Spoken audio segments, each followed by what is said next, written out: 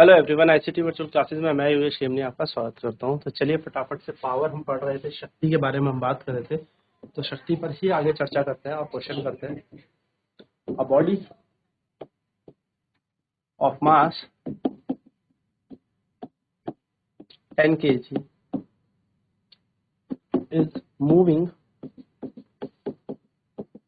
with velocity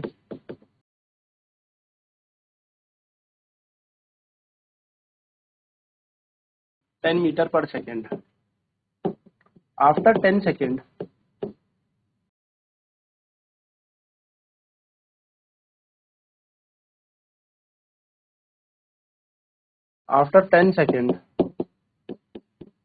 its velocity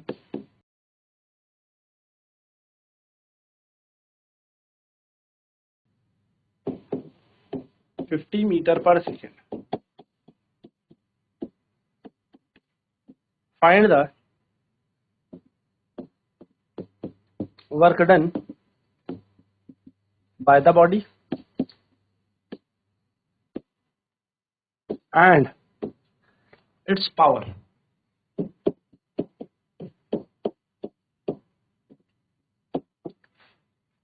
question क्या कह रहा है? एक 10 किलो द्रव्यमान की वस्तु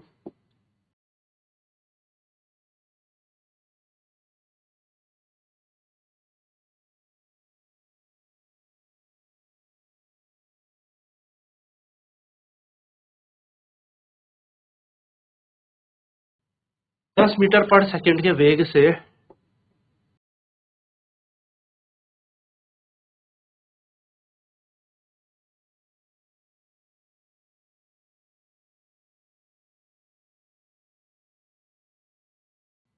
10 सेकंड बाद इसका वेग 50 मीटर पर सेकंड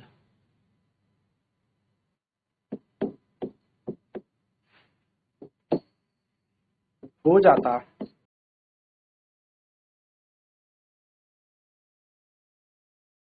कह रहा है इसके द्वारा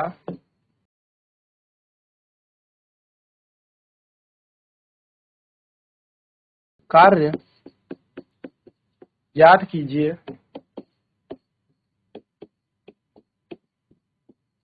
और शक्ति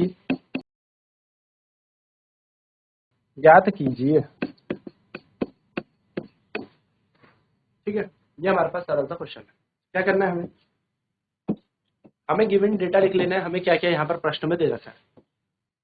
तो सबसे पहले आप देखेंगे यहाँ पर आपको मास ऑफ बॉडी दे रखी है। मास ऑफ बॉडी यानी कि वस्तु का द्रव्यमान आपको दे रखा है।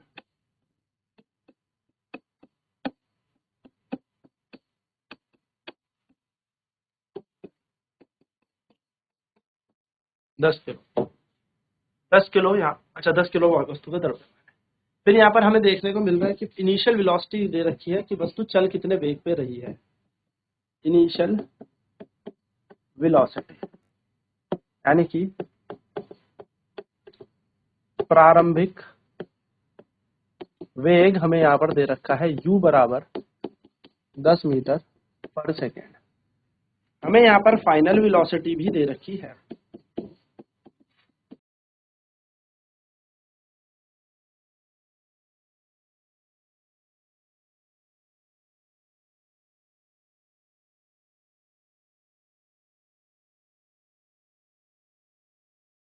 v बराबर दे रखा है 50 मीटर पर सेकेंड। हमें यहाँ पर वेग दे रखा है। ठीक है, और हमें यहाँ पर टाइम दे रखा है, कितने समय पर ये सब कुछ हुआ। 10 सेकेंड हमें टाइम दे रखा है। हमसे पूछा है सबसे पहले वर्क बताना है। क्या बताना है? वर्क यानी कि हमें कार्य बताना है। तो हमारे पास मास दे रखा है, वेलोसिटी दे रखी है, तो हम कहेंगे according to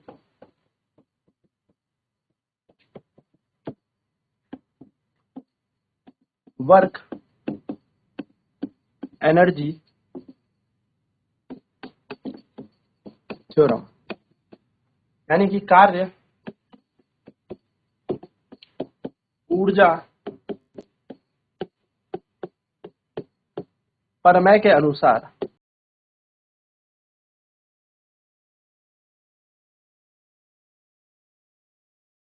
work equals to होता है चेंज इन काइनेटिक एनर्जी बराबर कार्य बराबर होता है गतिज ऊर्जा में अंतर।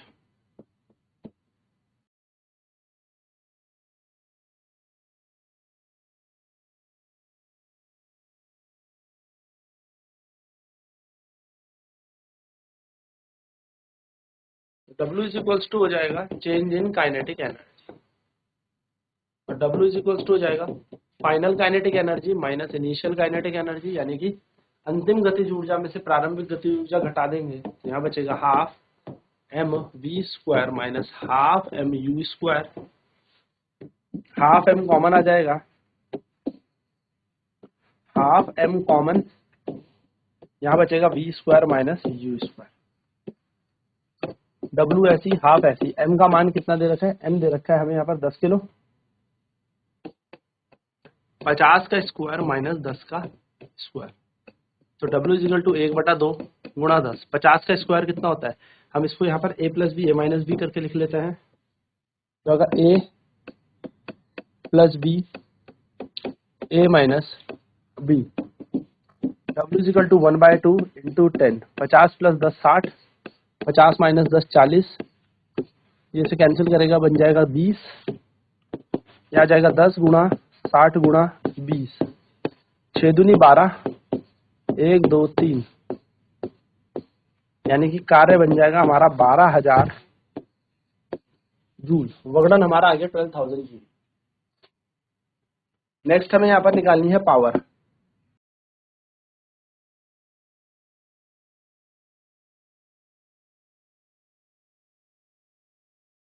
शक्ति हमें निकालनी है, तो पावर इज इक्वल्स टू क्या हो जाएगा, वर्क डन अपॉन टाइम, यानी कि शक्ति बराबर क्या हो जाएगा, शक्ति बराबर हो जाएगा कार्य बटे समय। तो power is equal to work, work कितना है 12,000, 12,000 हमारे पास कार्य है और समय कितना दे रखा है 10, है ना, 10 सेकंड के अंदर की ये बात है, तो ये कट जाएगा, पावर आ जाएगी हमारे पास 1200 वॉट, यानी कि 1200 वॉट की हमारे पास शक्ति आ जाएगी। नोट करेंगे फटाफट से क्वेश्चन को, फिर बढ़ते हैं अपने नेक्स्ट क्वेश्चन की तरफ। तो अगर हम यहाँ पर वर्क निकालेंगे तो वर्क होता हमारा चेंज इन काइनेटिक एनर्जी, यानी कि गतिज ऊर्जा में अंतर के समान।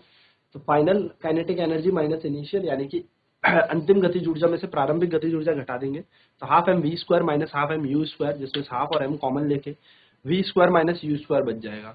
अब एम का मान हमें 10 दे रखा था, फाइनल वेग यानी कि अंतिम वेग हमें दे रखा था वी का स्क्वायर, यानी कि 50 का स्क्वायर माइनस 10 का स्क्वायर, हाफ और 10 common, A plus b a minus B formula लगेगा, तो 50 प्लस 10 60 और 50 माइनस 10 हो जाएगा 40। इस 20 से हमने 40 को काट दिया तो बचा 2 से हमने 40 को काटा, 20 टाइम्स आया 20, 60 एज इट इज रहा, 10 अपनी जगह पर रहा। अब 6 दूनी 12 होता है तो 12 आ गया, 1 2 3 जीरो थे तो 12,000 जूल हमारे यहाँ पर कार्य आ जाएगा, यानी कि हमारे पास टोटल वर्क डन 12,000 जूल आ जाएगा।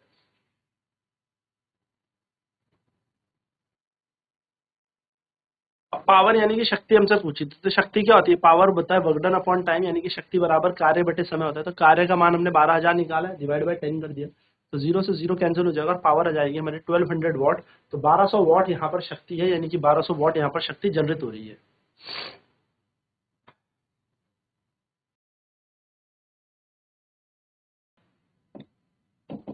A body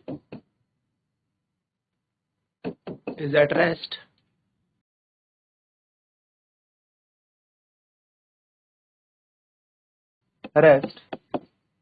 after applying force of 50 Newton. Body started moving with the velocity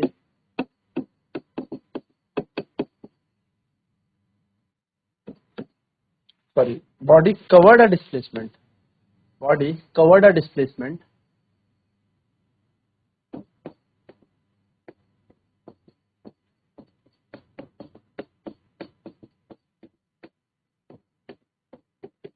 of 100 metre.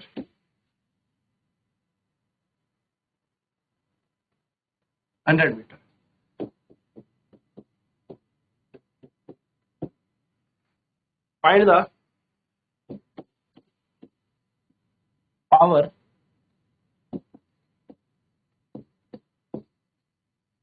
generated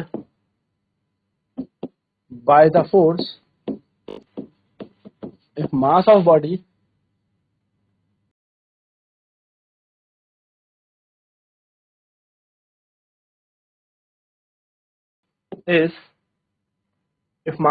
is 10 kg। आपको पावर निकालनी है। क्वेश्चन कह रहा है एक वस्तु जो कि विराम अवस्था में है, जो विराम अवस्था में है,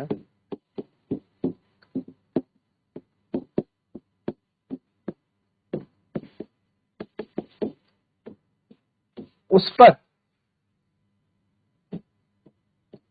50 न्यूटन का बल लगाया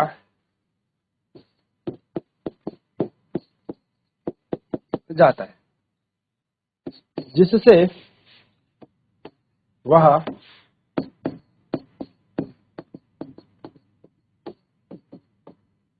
100 मीटर विस्थापन तय करता है या 100 मीटर विस्थापित होता है।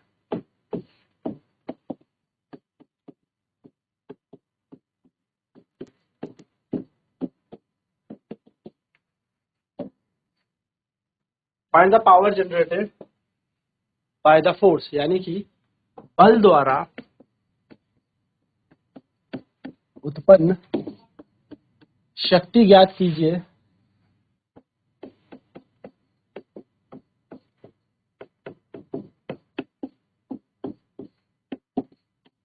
बल द्वारा उत्पन्न शक्ति ज्ञात कीजिए यदि वस्तु का द्रव्यमान 100 किलो है।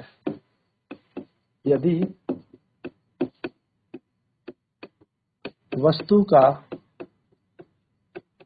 द्रव्यमान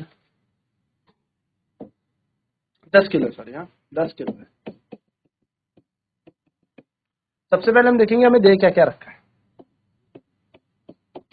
गिवन क्या क्या है। बॉडी इज एट रेस्ट, सबसे पहले बॉडी रेस्ट में, तो इनिशियल वेलोसिटी में दे दी, यानी कि इसका प्रारंभिक वेग हमें दे दिया।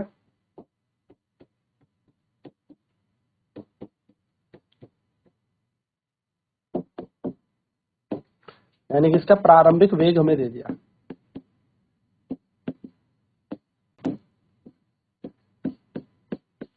u बराबर 0। फिर हमें इसका फाइनल वेलोसिटी भी दे दी, सॉरी हमें यहाँ पर डिस्प्लेसमेंट दे दिया।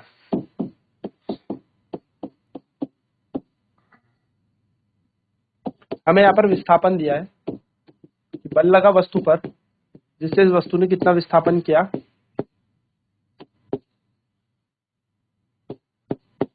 कितना विस्थापन किया इस वस्तु ने, इस वस्तु द्वारा विस्थापन हुआ 100 मीटर। ठीक है। फिर क्वेश्चन में कह रहा है 50 न्यूटन का यहाँ पर फोर्स लगा, तो हमें फोर्स भी यहाँ पर दे रखा है, फोर्स यानी कि बल भी हमें दे रखा है।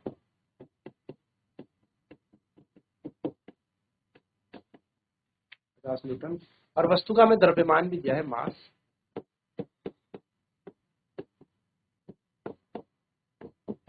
दस किलो का। ये हमें सारी चीजें यहाँ पर दे रखी है। अब हमसे क्या बोला, हमसे बोला find the power generated by the force if mass of body is 10। तो हमें पावर जनरेटेड यानी कि शक्ति निकालनी है, शक्ति। अब पावर का फॉर्मूला होता है वर्क अपॉन टाइम। टाइम हमारे पास है नहीं, वर्क तो चलो फोर्स इंटू डिस्प्लेसमेंट से निकल भी जाएगा। तो हमें पता है अगर हम इसका सोल्यूशन करें तो हमें अगर पावर निकालनी है तो फोर्स इंटू वेलोसिटी से भी काम बन जाएगा, वेग मिल जाएगा तो काम बन जाएगा। तो अप्लाई करते हैं third equation of motion. Apply third equation of motion, यानी कि गति के तीसरे समीकरण के अनुसार हमें पता है v square is equal to u square plus 2as।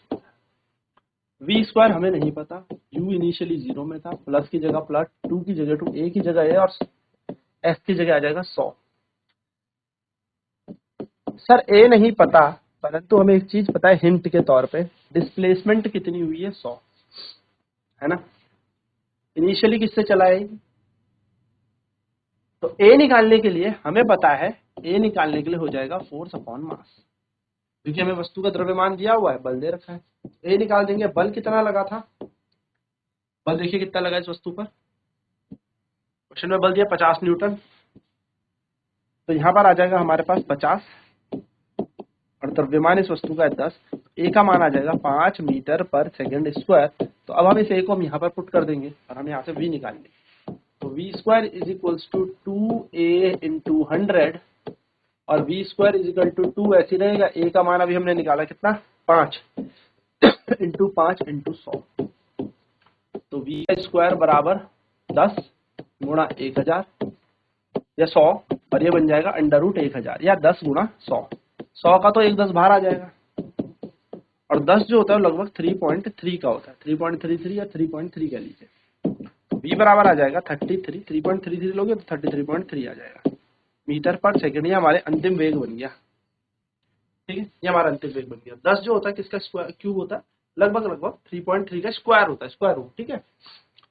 हमारे पास v आ गई, अब हमें क्या निकालनी है, पावर। तो पावर इज इक्वल्स टू होता है फोर्स इंटू वेलोसिटी, तो पावर ऐसे रहेगा, फोर्स की वैल्यू उसने बोल रखी है 50 और वेलोसिटी की वैल्यू दे रखी है 33.3, पॉइंट हटाएंगे 10 लगेगा, 0 से 0 कैंसिल, पावर बराबर आ जाएगा 5 गुणा 333, तो 333 इंटू 5, 5 क्या 15 का 5 कैरी 1, 5 क्या 15 और 1 16 का 6 कैरी 1, 15 और 1 16, तो लगभग बन जाएगी पावर हमारे पास 1665 वॉट, या हमारी शक्ति यानी कि पावर आ जाएगी।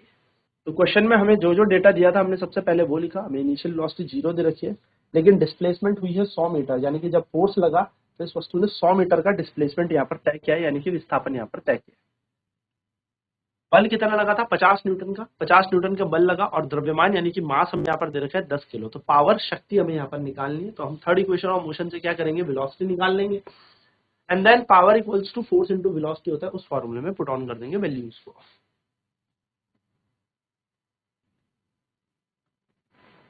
तो ऐसे समीकरण में आप जैसी मान रखेंगे आपकी शक्ति आ जाएगी 1665 वॉट। तो आपको गिवन डेटा लिखना है, सबसे पहले जो जो वस्तु या जो जो क्वेश्चन में आपको डेटा दे रखा है वो सारी चीजें लिख लें और उससे आपका आंसर सीधे फॉर्मूला बेस्ड क्वेश्चन में बन जाएगा। तो आई होप ये चीजें क्लियर होंगी। अब नेक्स्ट क्लास में हम अपने नए चैप्टर की तरफ बढ़ेंगे, यहाँ पे हमारा चैप्टर होता है समाप्त। सो आईसीटी वर्चुअल क्लासेज में जुड़ने के लिए बहुत बहुत धन्यवाद। आपका दिन शुभ हो।